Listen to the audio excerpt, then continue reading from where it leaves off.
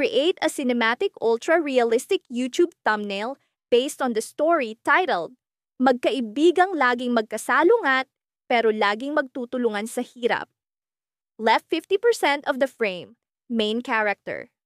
Magkaibigang kabataan, facing camera, intense expression, beating a romance. Friendship, comedy drama theme. Fear, crying, rage. Optionally include one supporting character with distinct emotion. Ladigi, shocked child, evil smirk, crying partner. Right 50% of the frame. Solid dark background, G black, charcoal, deep blue, as text panel. Overlay large, bold yellow story title, Magkaibigang laging magkasalungat pero laging magtutulungan sa hirap. Arranged in 3 to 5 lines, occupying full height for mobile readability. Lighting.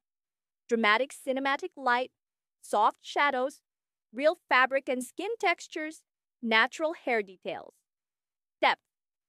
Shallow, with blurred background behind character to enhance realism. Bottom left corner, red circular badge with white bold text full story. Style. Hyperrealistic photography. Absolutely no anime, cartoon, illustration, or stylized art. Ako si Adrian, at simula pa lang ng aming pagkabata, alam kong magkaiba kami ni Bianca. Magkasalungat sa lahat ng bagay. Ako ang palaging masayahin, siya naman ay seryoso. Sa kabila ng aming pagkakaiba, naging magkaibigan kami. Siguro dahil pareho kaming mag-aaral sa isang paaralan sa maliit naming bayan. Isang araw ng Sabado, habang naglalakad kami sa gilid ng ilog, hindi ko maiwasang mapansin ang lungkot sa kanyang mga mata. Bianca, okay ka lang ba? Tanong ko. Tumigil siya sa paglalakad at tumingin sa akin. May problema sa bahay, Adrian. Si Papa nawalan ng trabaho. Hindi ko alam ang sasabihin. Pero alam ko, kailangan niyang suporta ko ngayon higit kailanman. Kahit na madalas kami magtalo sa maliliit na bagay, sa mga ganitong pagkakataon, alam ko na kailangan ko siyang tulungan. Bianca, nandito lang ako para sa'yo. Kung kailangan mo ng tulong, sabihin mo lang. Sabi ko habang hinahawakan ang kanyang balikat. Ngumiti siya ng bahagya, isang ngiti na puno ng pasasalamat. Nagsimula kaming magplano. Paano kung magpatakbo tayo ng maliit na negosyo? Tanong ko. Pwede tayong magbenta ng mga lutong bahay na pagkain o kaya mga craft na gawa ng mga tao dito sa atin. Nagsalubong ang kanyang mga kilay, tanda ng kanyang pag-iisip. Pwede, pero paano natin sisimulan? Tanong niya. Simple lang, Bianca. Mag-ipon tayo ng puhunan. Pwede tayong manghiram sa mga kaibigan natin o kaya magbenta ng mga lumang gamit. Sagot ko. Napaisip siya at maya-maya ay tumango. Sige, subukan natin. At doon nagsimula ang aming munting negosyo. Nagbigay ito ng kaunting liwanag sa kanyang mukha, isang pag-asa sa gitna ng dilim. Naglaan kami ng oras tuwing hapon para magplano at maghanda ng mga produkto. Nakakatawa dahil kahit sa maliliit na bagay tulad ng pag-design ng logo, hindi kami magkasundo. Pero, sa kabila ng lahat ng ito, sa tuwing may problema, palaging nandyan si Bianca para sa akin at ako para sa kanya. Isang linggo bago ang aming unang pagbebenta, na nagsimula na kaming mag-promote sa social media, sa mga kapitbahay, kahit sa mga kaklase. Kailangan natin ng extra push, sabi ni Bianca habang nag-aayos ng mga flyers. Huwag kang mag-alala, magagawa natin ito, sagot ko. Dumating ang araw ng pagbebenta. Nagising kami ng maaga para maghanda ng mga produkto. Naroon ang kaba at excitement, sabay na pumipintig sa aming mga puso. Sa unang oras, walang bumibili. Puno ng pag-aalala ang mukha ni Bianca. Adrian, ano na ang gagawin natin? Tanong niya. Hindi ko rin alam ang sagot. Pero alam ko, hindi kami susuko. Sa paglipas ng oras, unti-unti nang dumami ang mga tao. Ang aming munting negosyo ay nagbunga. Ang saya na nadarama namin ay hindi maipaliwanag. Pero, sa kabila ng tagumpay, may isang hindi inaasahang pangyayari. Habang abala kami sa pag-aayos ng mga produkto, biglang may sumigaw mula sa likod. Sunog! Sunog! Ang takot at pagkabigla ay bumalot sa amin. Mabilis kaming tumakbo palabas, at sa aking paglingon, nakita ko ang malaking apoy na lumalamon sa aming munting stall. Ang pawis ay bumabagsak sa aking noo, at ang takot ay lumulunod sa aking puso. Sa gitna ng kaguluhan, hinawakan ko ang kamay ni Bianca. Kailangan nating umalis. Sigaw ko. Ngunit sa kabila ng kanyang takot, nakita ko ang tapang sa kanyang mga mata. Paano namin malalampasan ang pagsubok na ito? Paano namin ililigtas ang aming pinaghirapan? Nagsimula ang araw na tila pangkaraniwan lamang para sa amin ni Clara. Pareho kaming abala sa eskwela, at gaya ng dati, lagi kaming magkasalungat sa ilang bagay. Ako, si Alex, ay laging may takot sa pagsubok ng mga bagong bagay, samantalang si Clara naman ay tila walang takot at laging nauuna sa lahat ng bagay. Sa pagitan ng aming mga klase, napagdesisyunan naming magtagpo sa maliit na parke sa likod ng paaralan. Ito ang aming tambayan. Dito kami madalas nagkukuwentuhan ng kung ano-ano, mula sa mga pangarap hanggang sa mga walang kwentang bagay. Sa araw na iyon, napansin kong tila may ibang kislap sa mga mata ni Clara. Mukha siyang may itinatagong lihim na hindi pa handang ibahagi. May gusto ba akong malaman? Tanong ko sa kanya habang nakaupo kami sa lumang bench na yari sa kahoy. Nakangiti si Clara, ngunit halatang may iniisip na malalim. Alex, may ikukuwento ako sa'yo, pero kailangan mong mangako na hindi ka mabibigla. Panimula niya habang nag-aalangan. Alam mo naman akong hindi nagugulat agad. Sabihin mo na, sagot ko. Bagaman sa loob-loob ko'y kinakabahan. Huminga siya ng malalim at tumingin sa akin ng diretso sa mga mata. Nag-e-enroll ako sa isang summer camp para sa mga aspiring filmmakers. Gusto kong subukan kung ano ang kaya kong gawin. Hindi ko alam kung paano magre-react, pero alam kong natigilan ako sa sinabi niya. Ako, na laging takot sa mga pagbabago, ay hindi makapaniwala na magagawa niyang magdesisyon ng ganoon kabilis. Wow, Clara. Di ko inasahan yan, pero masaya ako para sa'yo. Ngumiti siya, ngunit may halong lungkot sa kanyang mga mata. Pero hindi yan ang buong kwento, Alex. Gusto ko sanang sumama ka. Nagulat ako. Ako? Hindi ako marunong sa filmmaking. Anong gagawin ko roon? Alam kong hindi mo ito forte, pero kailangan kita roon. Ikaw ang best friend ko, Alex. Hindi buo ang experience kung wala ka, sabi niya. Nang may pagmamakaawa sa kanyang tinig, dito na pumasok ang malaking pagsubok. Mahal ko si Clara bilang kaibigan, at alam kong gagawin ko ang lahat para sa kanya. Pero ang sumama sa camp na iyon ay tila isang malaking hakbang na hindi ko alam kung handa akong gawin. May isang buwan pa bago magsimula ang camp, Alex. Mag-isip ka muna, sabi niya bago magpaalam. Naiwan akong nag-iisip sa parking iyon, hindi malaman ang gagawin. Kinabukasan, habang naglalakad ako papasok sa eskwela, nakita ko si Clara na kausap si Martin, ang kaklase naming laging nagsusulat ng mga script para sa aming school plays. Nagtatawanan sila at tila ba may sariling mundo. Napaisip ako kung ano ang kanilang pinag-uusapan. Pagkatapos ng klase, nilapitan ako ni Martin. Alex, narinig ko ang tungkol sa camp. Mukhang exciting. Yun ah, hindi mo ba susubukan? Ewan ko kung bakit, pero tila ba may nag-udyok sa akin na sumagot ng, susubukan ko. Pag-uwi ko, iniisip ko ang magiging epekto ng desisyon ko. Napangiti ako kahit may halong kaba. Nagpatuloy ang mga araw at patuloy din ang aming pagkakasalungat ni Clara sa ilang bagay. Ako na mahilig magbiyahe at siya na mas gustong magpahinga sa bahay. Ako na mahilig sa adventure books at siya na laging nakakumpleto ng romantic novels. Pero sa kabila ng lahat, nanatili kaming magkaibigan na laging nagtutulungan sa oras ng pangangailangan. Isang gabi, habang nasa ilalim ako ng mga kumot, nagising ako sa tunog ng cellphone ko. Si Clara ang tumatawag. Alex, may nangyari. Ang tanging nasabi niya na tila ba puno ng takot ang kanyang boses. Bigla kong naramdaman ang kaba. Ano yan, Clara? Ano ang nangyari? Si Martin. Nakita kong may kakaiba siyang ginagawa sa mga gamit ko. May mga script siyang kinuha. Hindi ko alam kung bakit. Sagot ni Clara. Tila ba hindi makapaniwala. Nabigla ako sa aking narinig. Si Martin, na inaakala kong kaibigan din namin, ay may ginagawang hindi maganda. Hindi ko alam kung anong motibo niya. Pero, isa lang ang alam ko. Kailangan kong tulungan si Clara.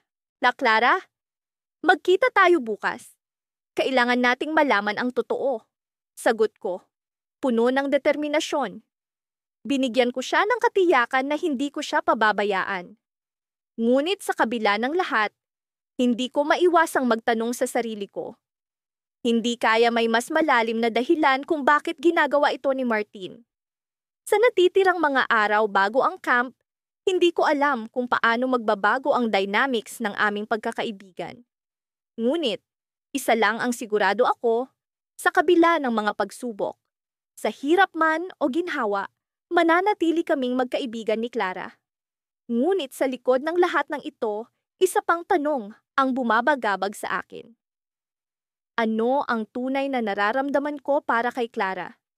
At ito ba ang magiging sanhi ng pagbabago sa aming relasyon? Isang bagay ang sigurado, hindi ko pa alam kung ano ang magiging resulta, pero handa akong alamin. Sa kabila ng aming pagkakaiba, palaging may natatanging koneksyon sa pagitan namin ni Lila. Ako si Ben, tahimik at madalas nag-iisip bago kumilos. Si Lila naman ay palaging puno ng enerhiya, laging handang sumabak sa kahit anong hamon.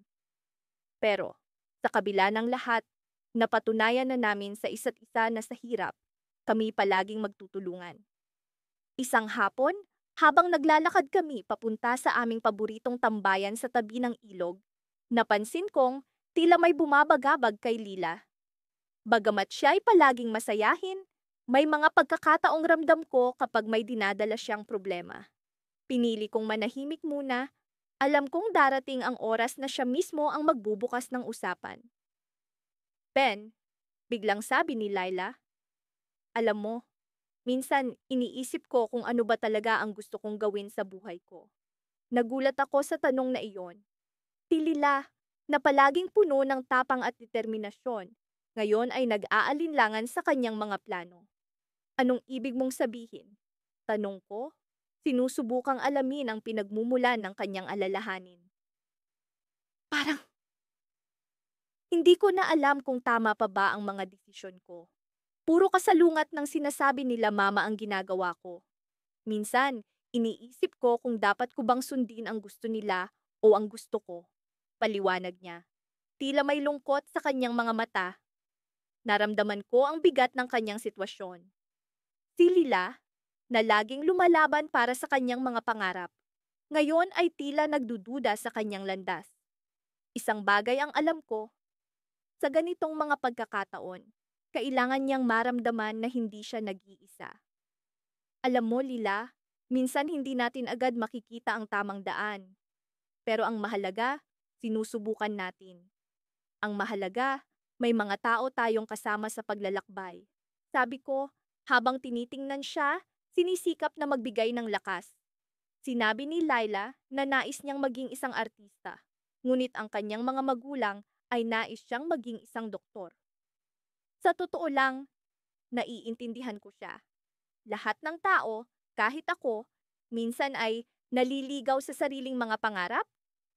Pero sa kabila ng lahat, palaging may dahilan para bumangon at magpatuloy.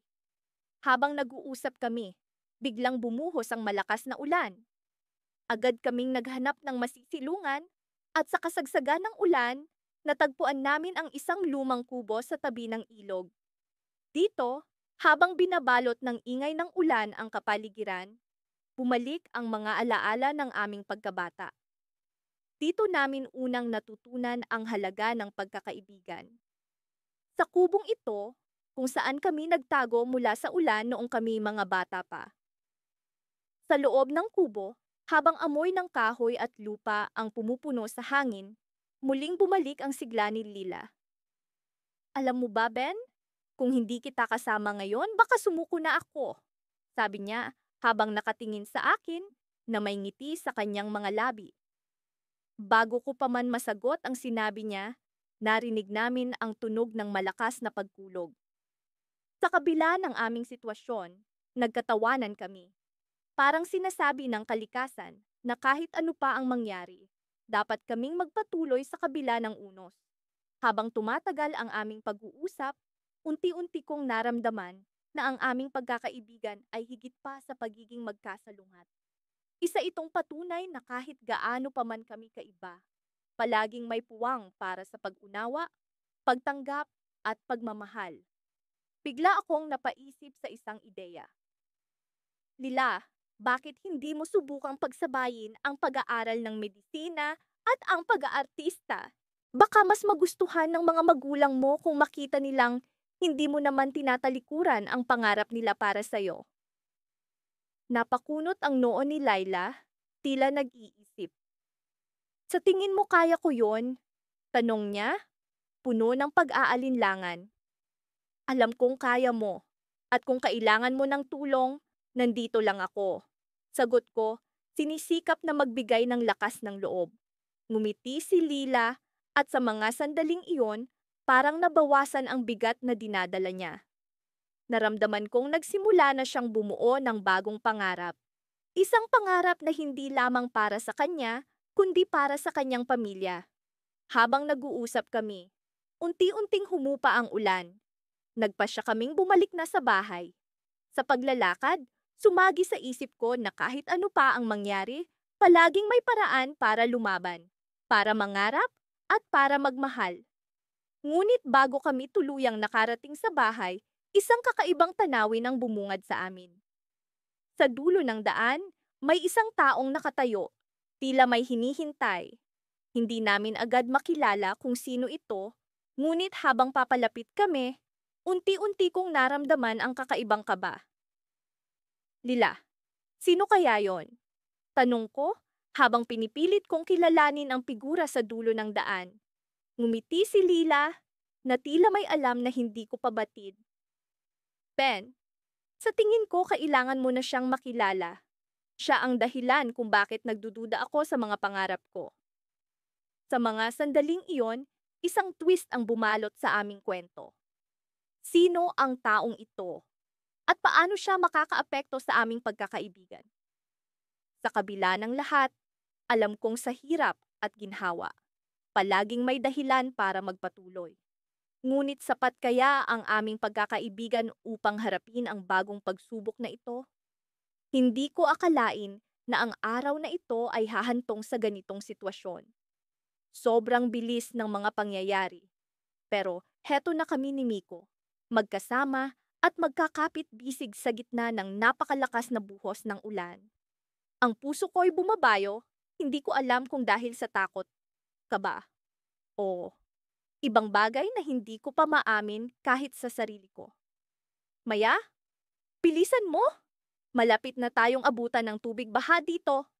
Sigaw ni Miko habang hinahatak ako papunta sa mas mataas na bahagi ng kalsada. Alam mo, kung hindi mo ako pinilit na sumama sa basketball practice mo, hindi sana tayo nandito sa ganitong sitwasyon. Galit na tugon ko habang pinipilit magsabay sa bilis ng kanyang lakad.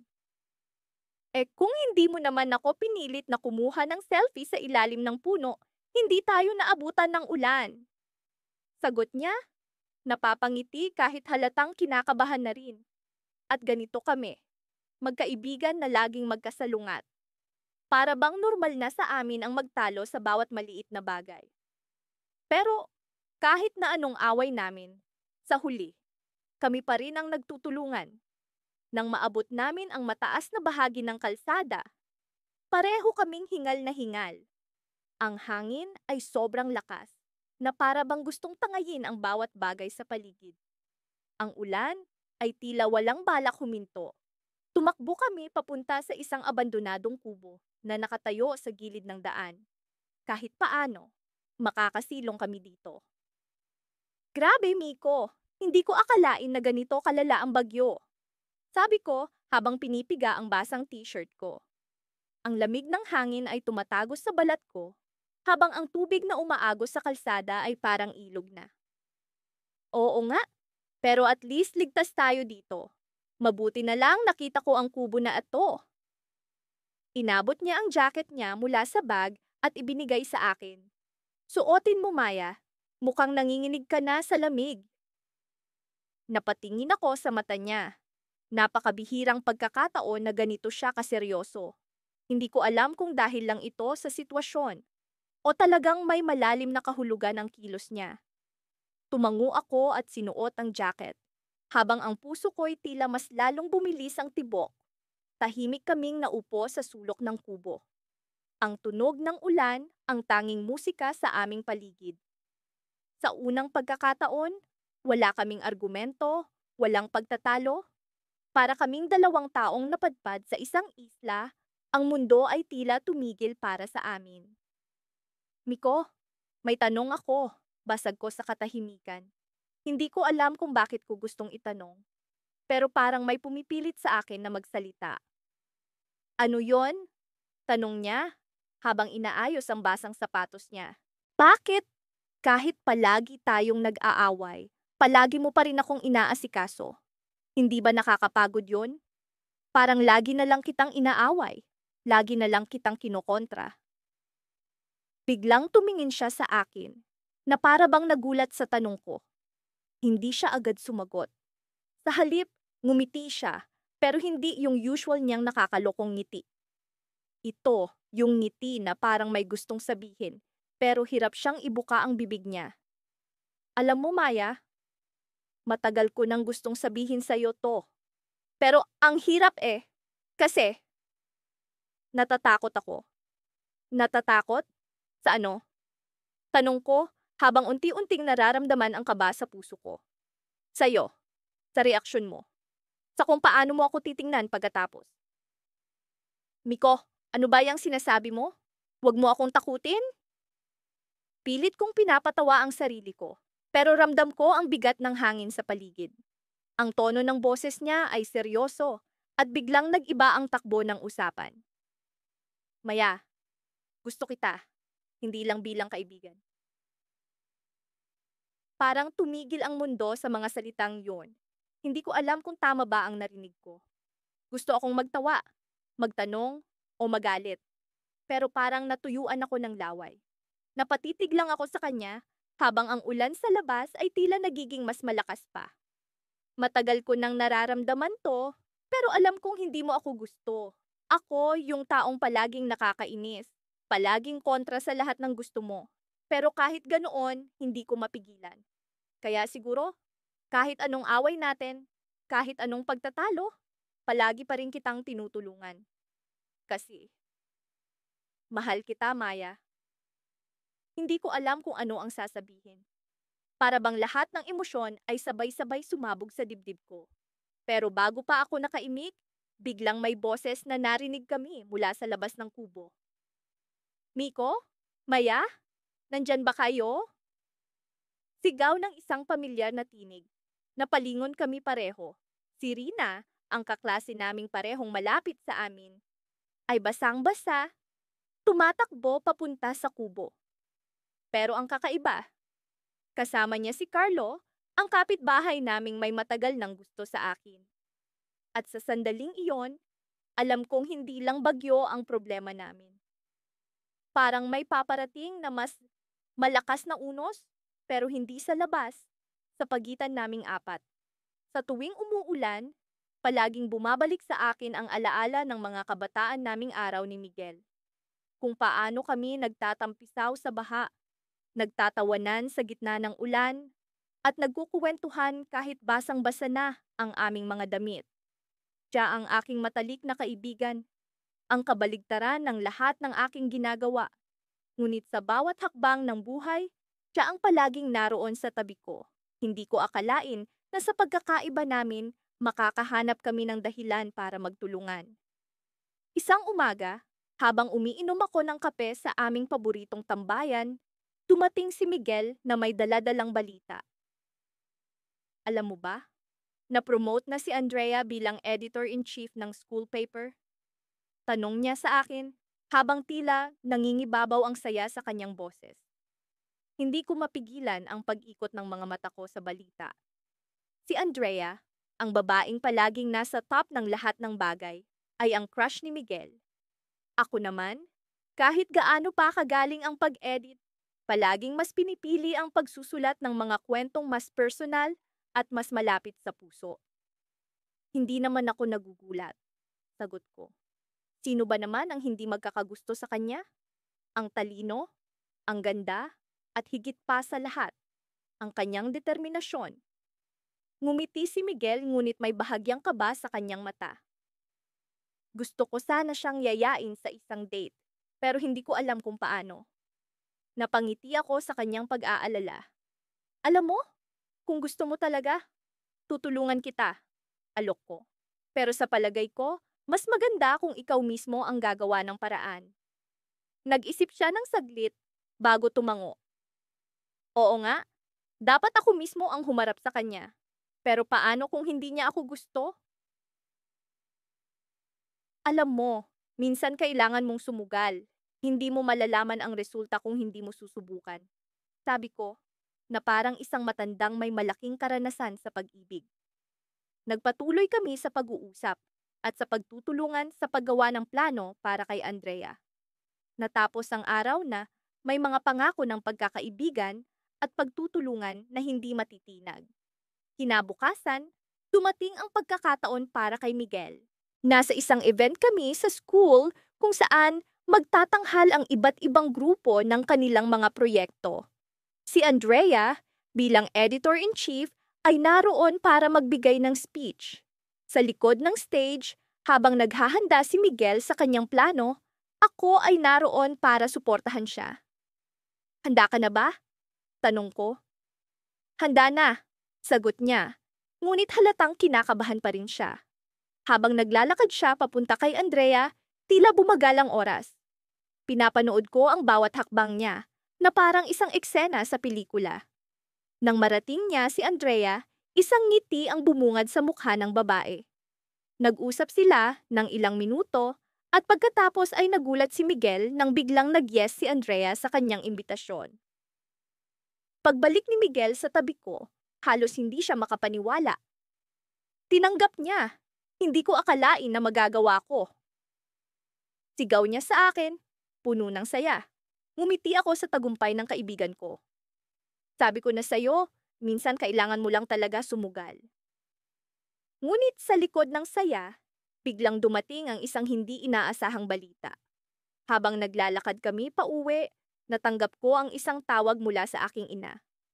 Sa kabilang linya, naririnig ko ang pag-aalala sa kanyang boses.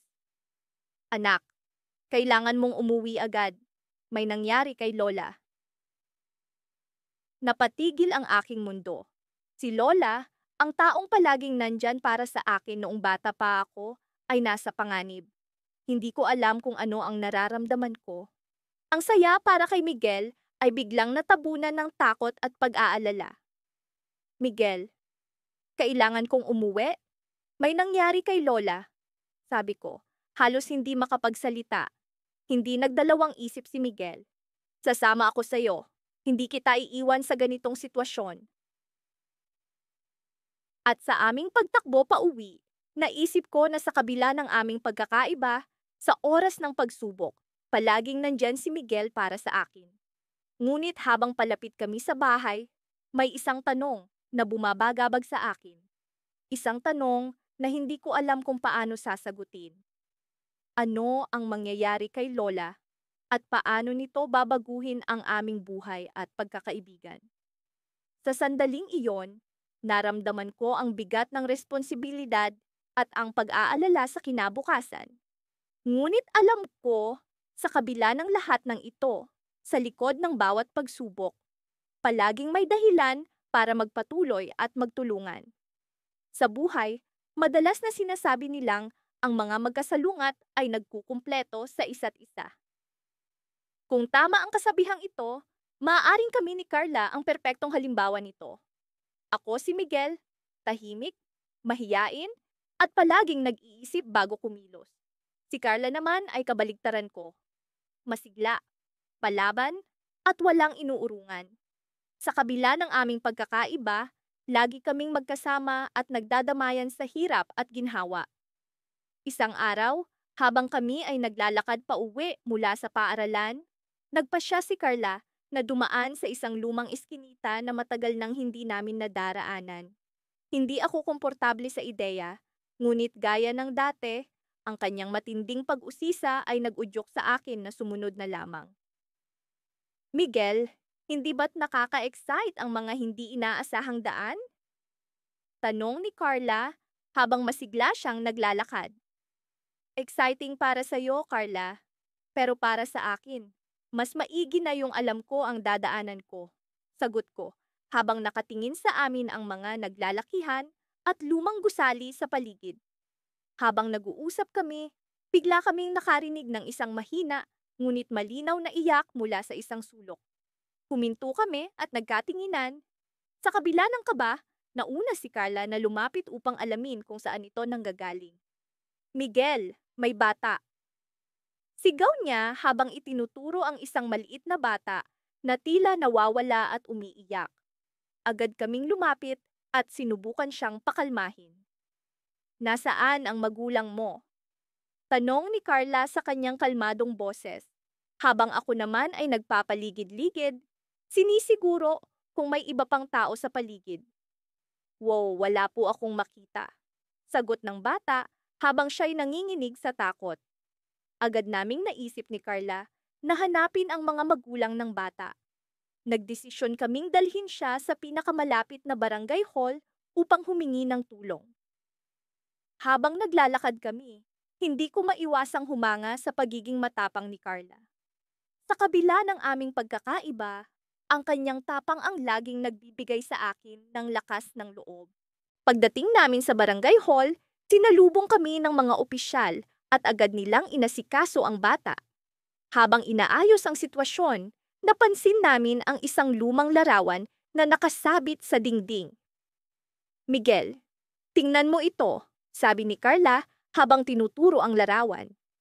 Isa itong lumang litrato ng isang grupo ng mga kabataan na tila masaya habang magkakasama. Parang familiar yung isang lalaki sa gitna, sabi ko, habang iniisip kung saan ko na siya nakita. Oo nga, Miguel, para siyang si Tito Ramon. Sabi ni Carla na may halong excitement at pagtataka. Si Tito Ramon ay ang matagal nang nawawalang tiyuhin ni Carla na matagal na niyang hinahanap. Habang tinitingnan namin ang larawan, isang matandang opisyal ang lumapit sa amin. Mukhang interesado kayo sa litrato, sabi niya. Iyan ang grupo ng mga kabataan na tinulungan ko noon. Isa sa kanila ay nagligtas sa akin mula sa isang sunog. Napatingin kami ni Carla sa isa't isa, puno ng pagtataka at pag-asa. Alam niyo po ba kung nasaan na sila ngayon? Tanong ni Carla. Bihira na ang bumalik dito, pero si Ramon, ang nasa gitna, ay minsan ay bumabalik upang magpunta sa dati nilang tambayan, sagot ng matanda. Agad kaming nagplano ni Carla na bumalik sa eskinita kinabukasan, umaasang makikita namin ang lugar na sinasabi ng matanda. Ang pag-asang makita ang kanyang tiyuhin ay nagbigay kay Carla ng kakaibang enerhiya. Kinabukasan, pagkatapos ng klase, agad kaming nagtungo sa eskinita. Habang naglalakad kami, hindi ko maiwasang mag-isip kung ano ang maaaring mangyari.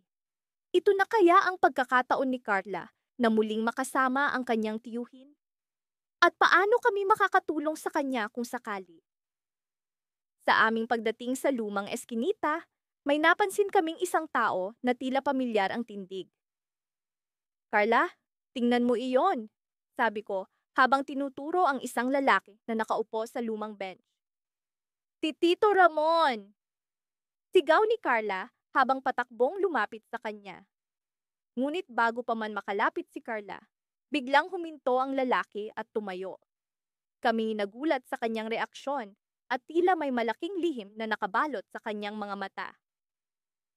Miguel, may kakaiba sa kanya? Pulong ni Carla habang papalapit kami. Bakit parang ayaw niya tayong makita? Dahil sa kakaibang pagtataka, kami nagdesisyong sundan siya. Sa bawat hakbang na ginagawa namin, unti-unting lumilinaw ang isang kwento na hindi namin inaasahan. Sa dulo ng eskinita, biglang huminto ang lalaki at humarap sa amin. Nakangiti siya, ngunit sa kanyang mga mata ay may bahid ng pangamba. Carla, Miguel, nag-umpisa siyang magsalita. Maraming bagay ang hindi niyo pa alam tungkol sa akin at sa inyong pamilya. Ang kanyang mga salita ay tila isang misteryong bumabalot sa aming pagkakaibigan at sa buhay ni Carla. Ano ang mga lihim na tinutukoy niya? At paano ito makakaapekto sa aming pagkakaibigan? Sa sandaling iyon, alam naming ang aming paglalakbay ay hindi lamang tungkol sa pagkakaibigan, kundi pati na rin sa pagtuklas ng mga katotohanan na matagal nang nakatago. At sa kabila ng lahat, alam namin ni Carla na sa hirap o ginhawa, magkasama kaming haharapin ng lahat. Hindi ko malilimutan ang araw na iyon. Ang silid-aralan ay puno ng mga estudyanteng nag-aalala sa nalalapit na pagsusulit. Ngunit ako'y tahimik na nakaupo sa isang sulok, nagbibilang ng mga segundo hanggang sa matapos ang klase. Sa kabila ng ingay ng mga nag-uusap na kaklase, naririnig ko ang tibok ng aking puso. Tila ba'y may sariling orasan na tumatakbo ng mas mabilis kaysa sa nararapat. Si Alex ay tahimik ding nakaupo, tila nalulunod sa kanyang iniisip. Sinasalungat niya ang lahat ng aking pinaniniwalaan, ngunit sa kabila ng lahat, siya ang aking pinakamatalik na kaibigan. Marami na kaming pinagdaanan, mula sa mga maliit na pagtatalo hanggang sa mga seryosong hindi pagkakaintindihan. Ngunit sa kabila nito, lagi kaming nagkakasundo sa dulo. Laging handang magtulungan sa oras ng pangangailangan. Nagsimula ang lahat nang magpasya kaming maglakad pauwi ng sabay. Uy Alex, bati ko, binabali ang katahimikan. Ano bang iniisip mo?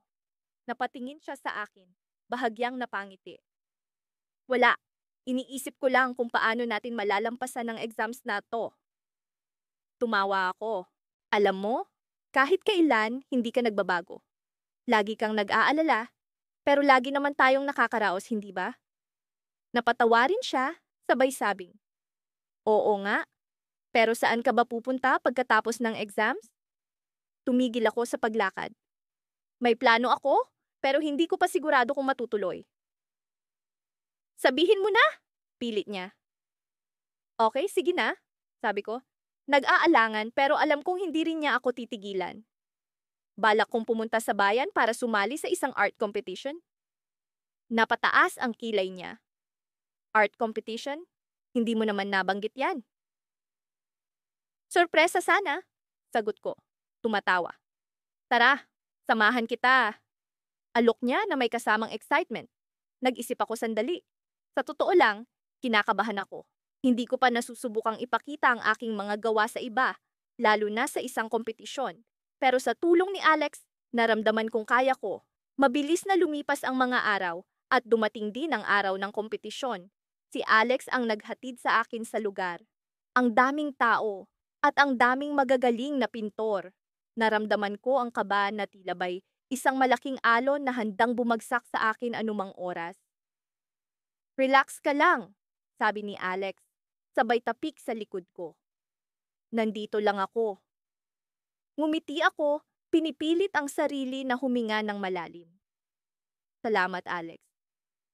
Habang pinagmamasdan ko ang iba pang kalahok, napansin kong may isang pamilyar na mukha sa kabilang panig ng silid.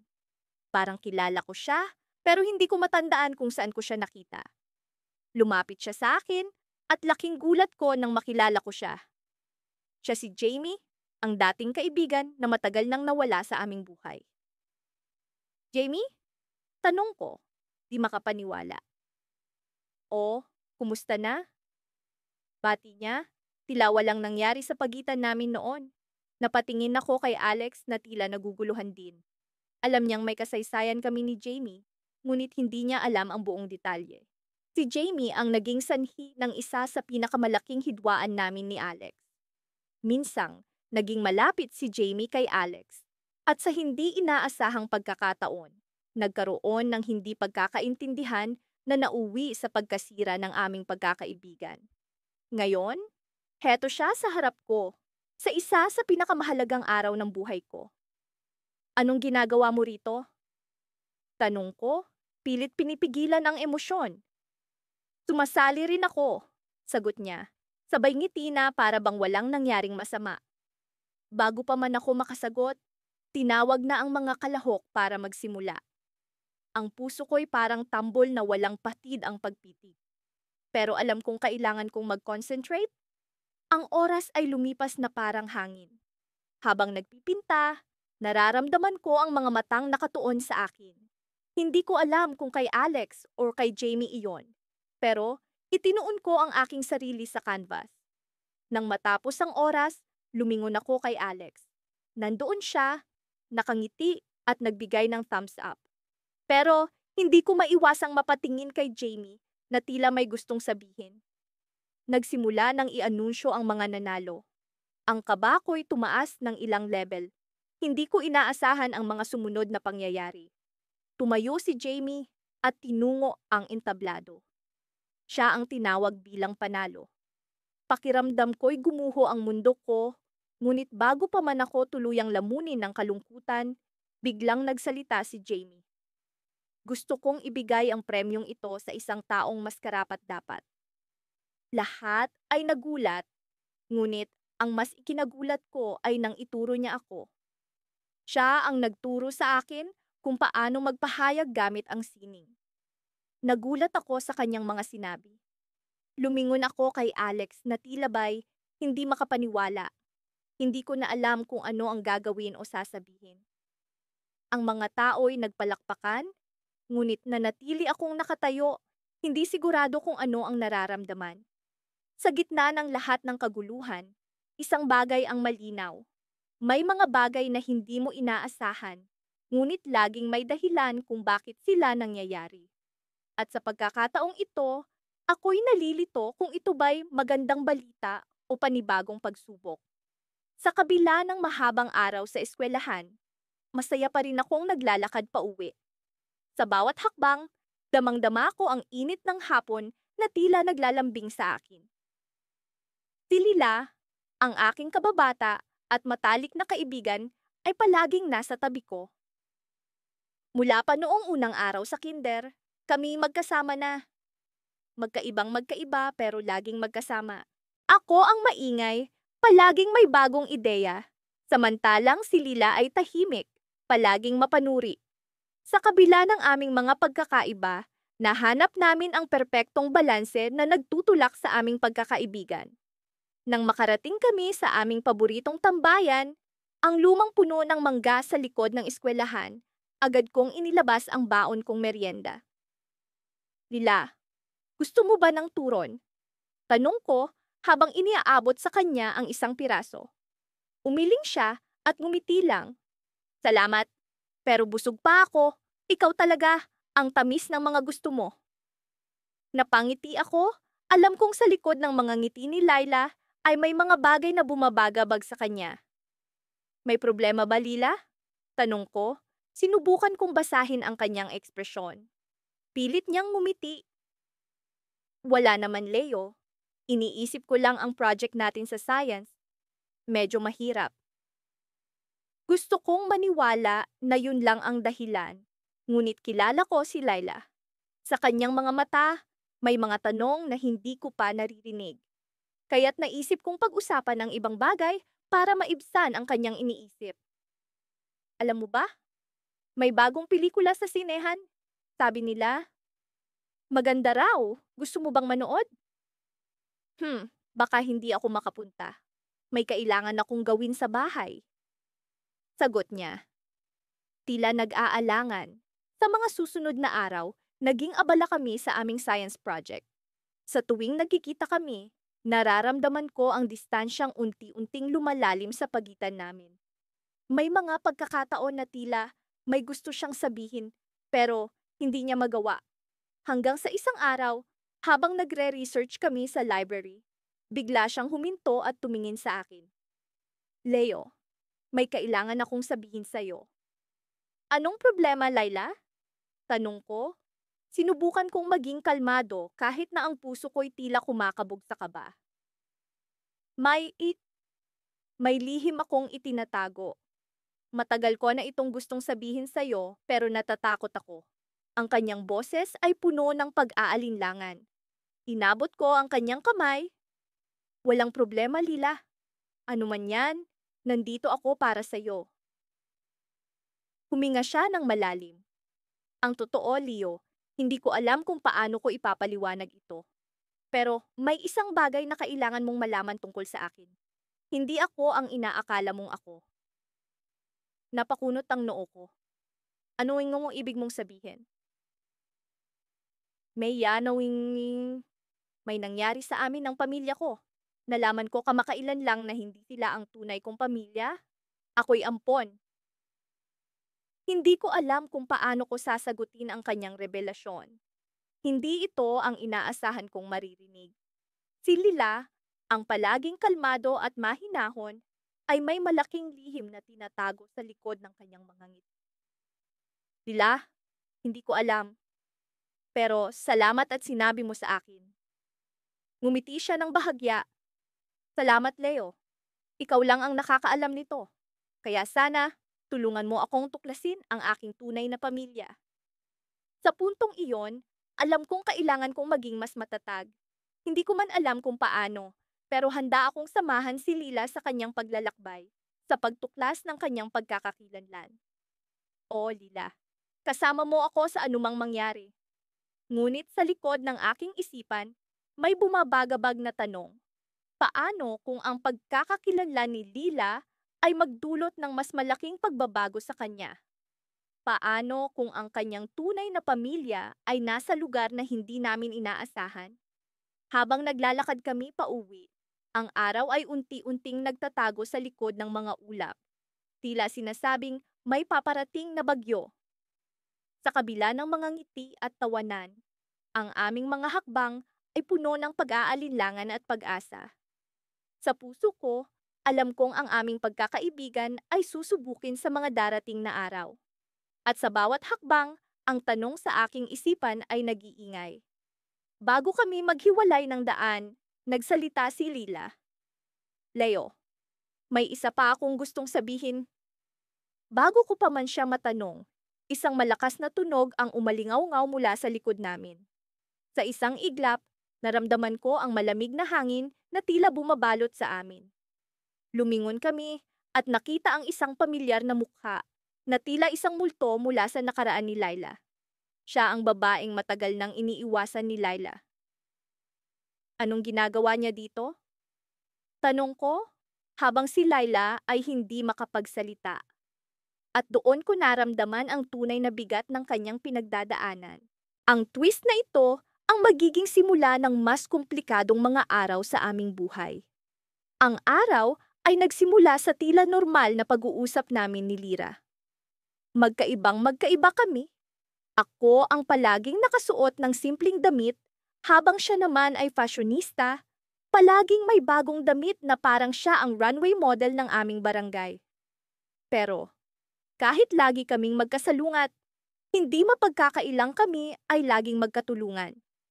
Sa hirap at ginhawa, nariyan si Lira para sa akin. At ako para sa kanya. Nasa paborito naming tambayan kami, sa ilalim ng malaking puno ng mangga sa likod ng bahay ni Lira. Sumasayaw ang mga dahon sa huni ng hangin, habang kami ay nag-uusap tungkol sa mga pangarap namin.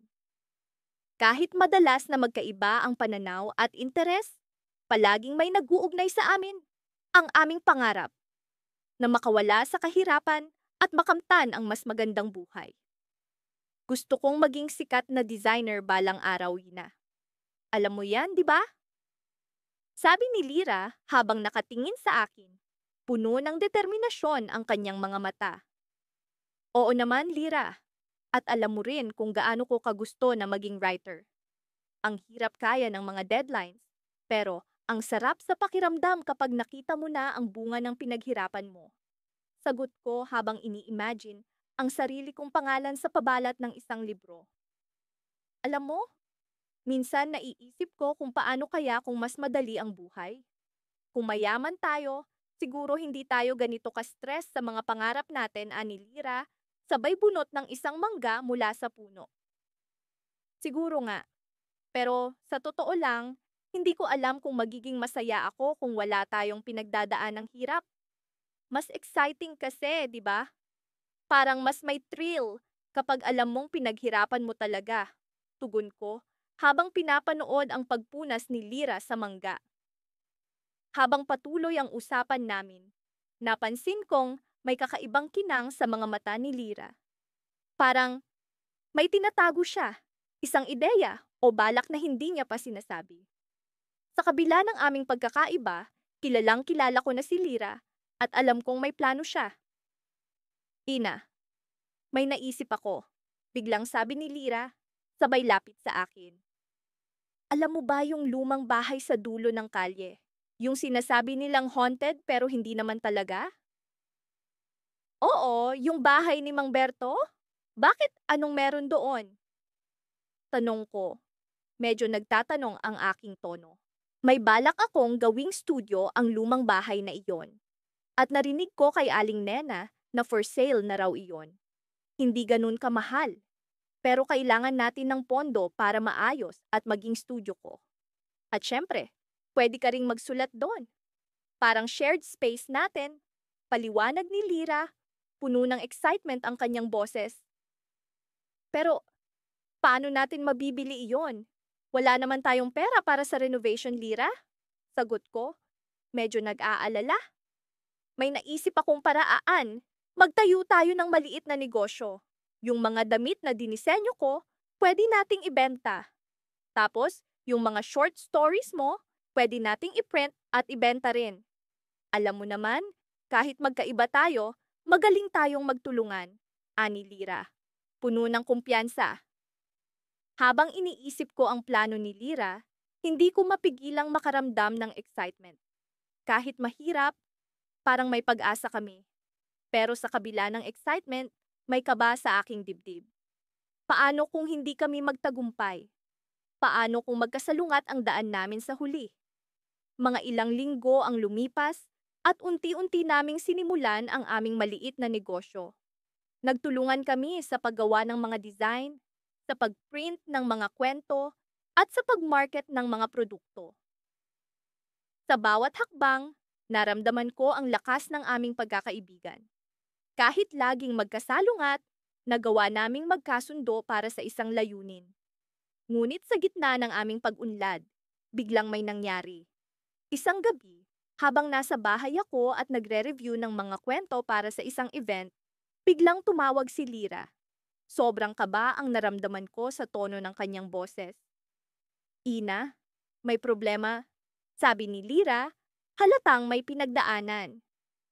Yung buyer ng studio biglang umatras. Hindi ko alam kung paano natin maipagpapatuloy ang plano. Nagulat ako sa narinig at hindi ko alam kung paano ko siya sasagot. Parang biglang bumagsak ang mundo namin. Pero, sa kabila ng lahat, alam ko na hindi ito ang katapusan. Kahit magkasalungat, palagi kaming magkasama sa hirap. At sa pagkakataong ito, kailangan kong ipakita kay Lira na kahit ano pa ang mangyari, hindi kami susuko.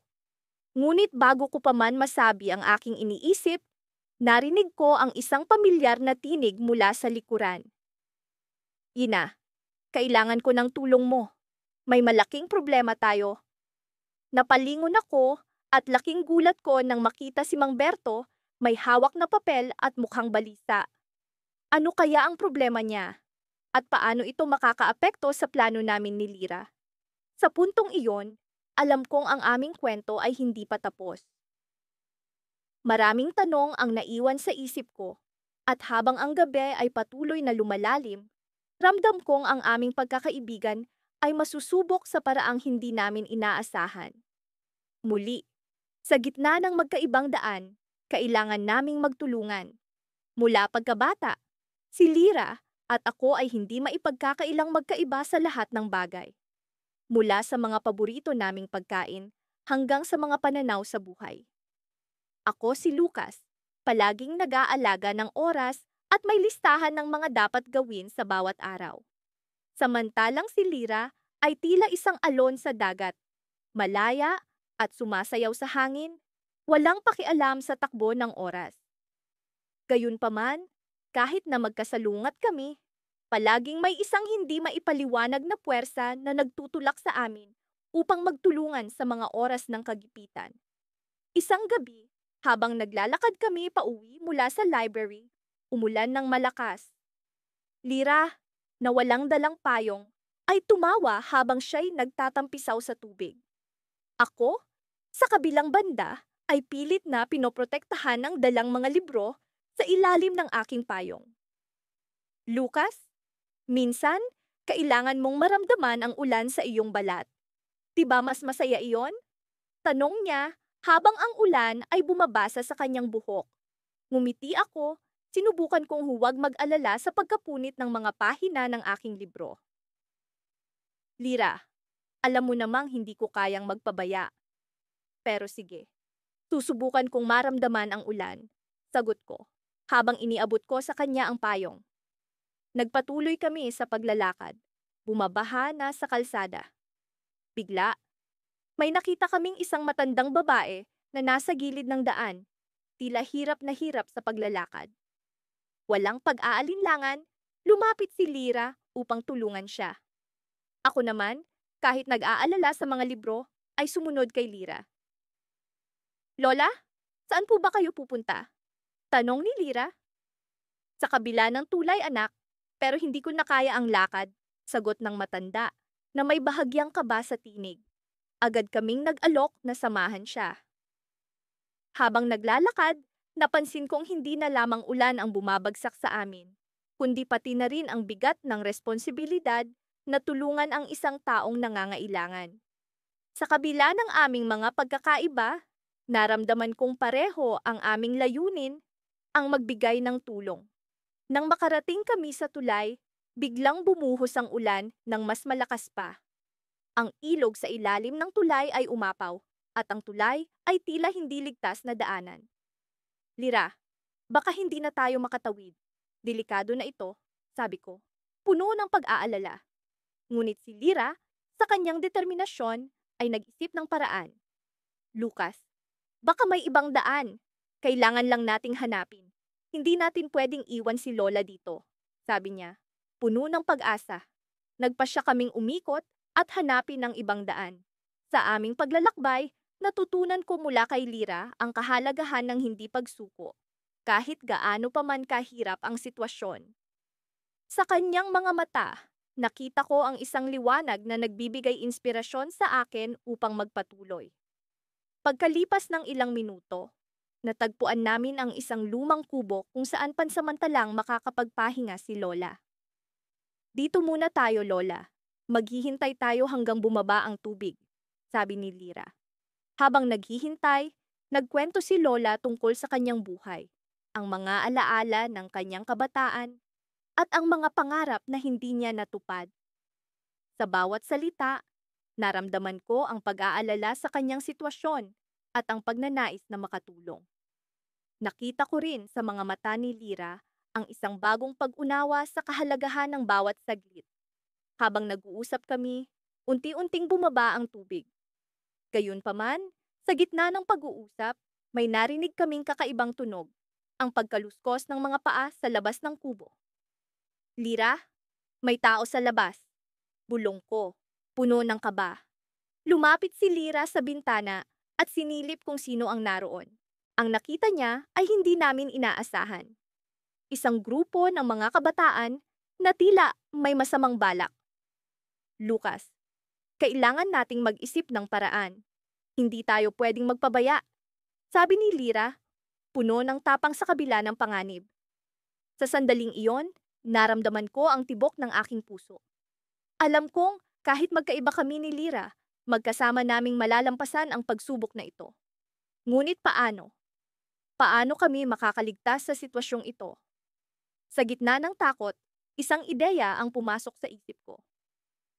Lira, may plano ako, pero kailangan nating magtulungan. Kaya mo ba? Tanong ko. Puno ng pag-asa. Ngumiti si Lira, ang kanyang mga mata ay nagliliwanag. Kaya natin ito, Lucas. Laging magkasama, di ba? Sagot niya. At sa sandaling iyon, alam kong kahit ano pang mangyari, hindi kami matitinag. Ngunit ang tanong, ano ang plano ko? Maging matagumpay kaya ito?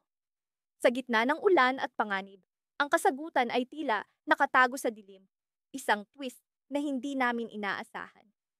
Minsan, sa buhay, may mga taong dumarating na tila ba'y likha ng tadhana para maging bahagi ng ating kwento. Sa kaso ko, si Carlo, ang hindi ko inaasahang kasama sa bawat yugto ng buhay ko. Magkaiba kami? Ako, si Marie, ay tahimik, mahilig magbasa at mangarap. Si Carlo naman ay maingay, palaging may bagong pakulo, at tila ba'y walang kinatatakutan. Pero, sa kabila ng lahat ng pagkakaiba namin, nandyan siya kapag kailangan ko ng tulong at walang alinlangan akong nandyan para sa kanya. Isang araw, habang naglalakad kami pauwi mula sa paaralan, napansin ko ang kakaibang katahimikan ni Carlo.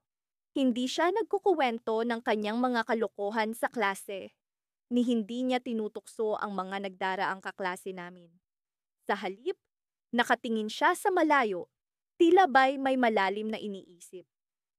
Oy Carlo, ano bang iniisip mo? Tanong ko. Sabay kurot sa kanyang tagiliran para magising siya mula sa kanyang pagkakatulala. Ay wala. Iniisip ko lang kung ano lang mangyayari sa atin pagdating ng panahon. Sagot niya, na ikinagulat ko. Hindi siya ang tipo ng tao na nag-iisip ng malalim na tulad nito. Kaya't napatigil ako sa paglalakad. Naku, Carlo, kung ano man ang mangyari, alam mo namang nandito lang ako, di ba? Sabi ko, pilit na pinapalakas ang loob niya kahit hindi ko masyadong naiintindihan ang pinanggagalingan ng kanyang pag-aalala. Ngumiti lang siya, pero kitang-kita ko ang lungkot sa kanyang mga mata. Nagpatuloy kami sa paglalakad hanggang sa makarating kami sa isang maliit na tindahan ng mga libro. Bigla siyang tumigil at hinatak ako papasok. Tara, pasok tayo rito. Baka may makita kang gusto mo, sabi niya, na parang bumalik sa dating Carlo na kilala ko. Agad akong pumayag dahil bukod sa mahilig ako sa mga libro, alam kong ito ang paraan niya para aliwin ang sarili. Habang naglalakad kami sa mga estante, napansin ko ang isang lumang libro na tila ba'y hindi na napapansin ng iba. Kinuha ko ito at binuklat. Sa loob ng libro, may isang piraso ng papel na nakasiksik sa pagitan ng mga pahina. Kinuha ko ito at binasa. Isa itong liham mula sa isang hindi kilalang tao na tila ba'y inaalay ang kanyang nararamdaman sa isang mahalaga sa kanya. Marie, ano yan? Tanong ni Carlo na biglang lumapit sa akin. Isang liham na nakasiksik sa loob ng libro. Sagot ko habang binabasa ang laman nito. Habang binabasa ko, naramdaman ko ang kakaibang damdamin. Parang may bumabalot na misteryo sa liham na iyon. Ang mga salita ay puno ng pag-ibig, pag-aalala, at tila ba'y isang pangako na hindi natupad. Tumayo ang balahibo ko sa kakaibang pakiramdam na dulot nito. Alam mo, Carlo, parang hindi ko siya mabitawan. Parang may kung anong misteryo sa likod ng liham na ito, sabi ko. Sabay abot ng liham sa kanya. Binasa ni Carlo ang liham at napansin ko ang kanyang pag-iiba ng ekspresyon. Tila ba'y may naalala siya, ngunit hindi ko matukoy kung ano iyon. Bigla siyang nag-ayos ng kanyang salamin at tiningnan ako. Marie, sa tingin mo ba dapat natin itong ibalik sa tindahan? Tanong niya. Na tila ba'y may halong pag-aalinlangan. Hindi ko alam, Carlo, pero naiisip ko. Baka dapat natin itong ibigay sa may-ari. Sagot ko.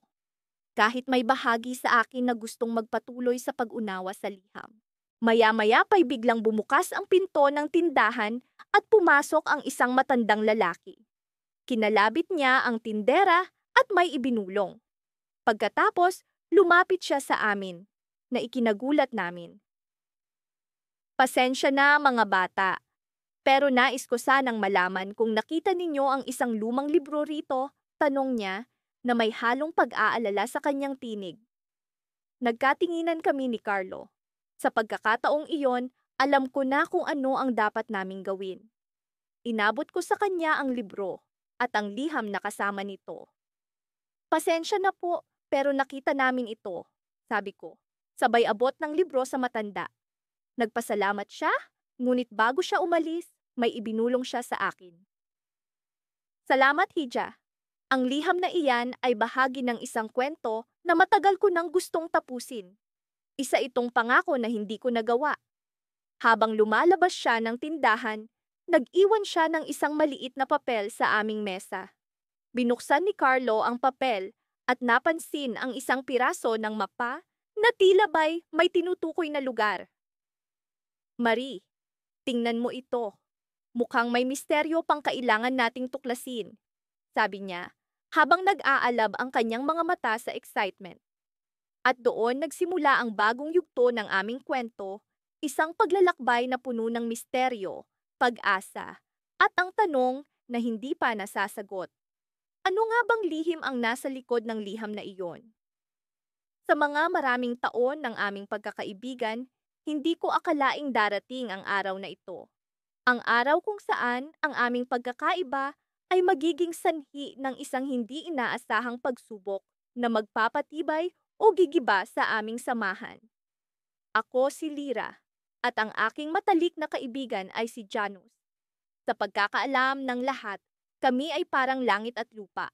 Ako ang laging may plano, samantalang siya ang palaging umaasa sa agos ng panahon.